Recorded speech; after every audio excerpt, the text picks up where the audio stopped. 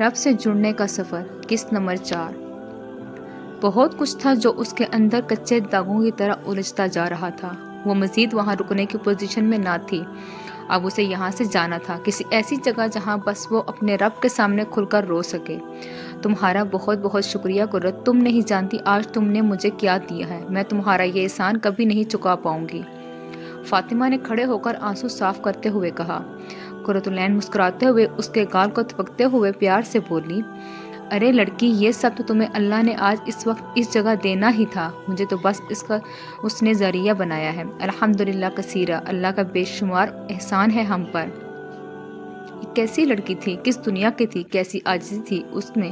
فاطمہ کو اسے دیکھ کر بے انتہا رشک آ رہا تھا۔ اس کے دل میں خواہش جاگی مجھے بھی اللہ کی ایسی ہی پیاری بندی بننا ہے۔ یہ سوچتے وہ بہتی ہی آنکھوں سے مسکرا دی۔ اس کے بعد فاطمہ قرۃ العین سے اس کا نمبر لے کر اس کے گھر سے نکل آئی۔ فاطمہ کے جانے کے بعد قرۃ العین نے ہاتھوں میں پکڑے ہوئے قرآن کو سینے سے لگا لیا اور مسکراتے ہوئے اپنے کمرے کی کھلی کھڑکی کی طرف آئی۔ اس کے کمرے کی کھڑکی گھر کی پچھلے طرف خالی پلاٹ میں کھلتی تھی، جہاں اس نے گلی کے بچوں کے ساتھ مل کر صفائی کر کے چھوٹے چھوٹے پودے اگا رکھے تھے۔ ہلکی ہلکی گھاس بھی اگ آئی تھی۔ وہ صبح یونیورسٹی جانے سے پہلے وہاں مٹی کا پیالہ پانی سے بھر کر رکھ جاتی تھی، تاکہ سارا دن جو بھی پرندہ اور جانور اس میں سے پیے اس کے لیے وہ صدقہ لکھا جاتا رہے۔ باہر بہت سہانا موسم تھا، مغرب کا وقت ہونے ہی والا تھا۔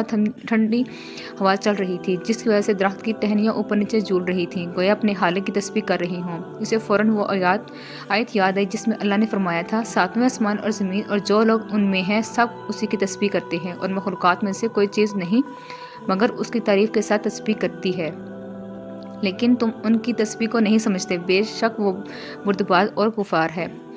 اس عرش پر مستوی رب کا کلام حق تھا، سچ تھا، مگر بہت کم ہی لوگ تھے جو اس کے کلام سے ہدایت لیتے تھے۔ یہ آیت یاد آتے ہی اس نے زر لب تسبیح کرنا شروع کر دی۔ پتوں کی سرسراہٹ، چڑیوں کی چہچہاٹ اور غروب ہوتے ہوئے سورج سے سارا سما بہت خوبصورت لگ رہا تھا۔ کائنات کی ہر چیز کو دیکھ کر اسے اپنا رب یاد آتا تھا، اور وہ دل ہی دل میں اس کی بنائی ہر چھوٹی بڑی تخلیق کو سہراتی رہتی تھی۔ ابھی بھی وہاں کھڑے کھڑے وہ یہی کر رہی تھی، مسکراتے ہوئے زرد ہوتے آسمان کی جانب دیکھ رہی تھی، گویا آسمانوں کے پار کہیں کسی کو محسوس کر رہی ہو۔ اس سے فاطمہ پر بہت پیار آ رہا تھا۔ اسے ہمیشہ سے ان لوگوں سے بہت اپنائیت محسوس ہوتی تھی جو اپنے رب کی طرف پلٹ آتے ہیں۔ وہ اپنے رب سے محبت کرتی تھی، اس لیے اسے ہر انسان سے محبت تھی جو اس کے رب سے محبت کرتا تھا۔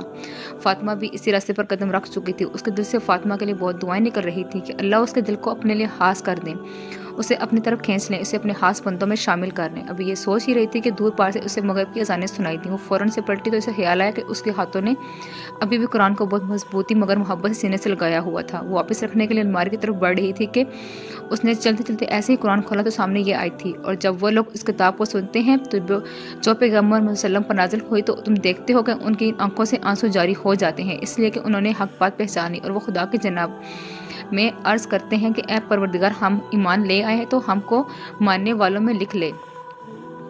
اس کی دھڑکن فوراً سے تیز ہو گئی اور قدم ہی جم گئے، آنکھیں نم ہو گئیں۔